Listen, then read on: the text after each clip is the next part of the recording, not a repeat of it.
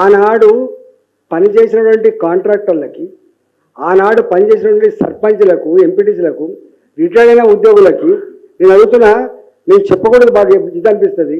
నేను మాజీ ఆర్థిక మంత్రిని కాబట్టి నాకు వచ్చి అడుగుతుంటారు, అన్న నాది 5 లక్షల రూపాయల బిల్లు ఉందన్న జర ఇప్పిస్తావా, అన్న నాది రిటైర్డ్ అయిపోయినా నాకు రిటైర్డ్ బెనిఫిట్స్ రావాలి ఇప్పిస్తావా, నా బిడ్డ పెళ్లి చేయాలి, నేను అప్పు కట్టుకోవాలి అని చెప్పి అంటే ఎంత శాతం తీసుకుంటున్నా?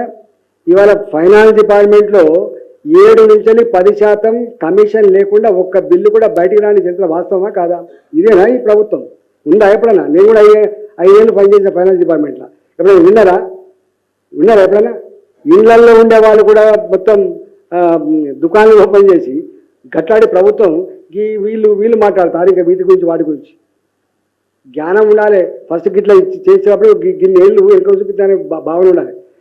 అంటే ద మోస్ట్ ఇన్ఎఫిషియంట్ గవర్నమెంట్, నేను 25 సంవత్సరాల రాజకీయాల్లో, the most inefficient government, the most corrupt government, coordination లేని గవర్నమెంట్, సమన్వయం లేని గవర్నమెంట్, ఇక మళ్ళీ వత్తో రాదో దొరుకుతో అనే పద్ధతిలో దోచుకుంటున్న గవర్నమెంట్ అంటే ఈ గవర్నమెంట్ గుర్తుపెట్టుకో.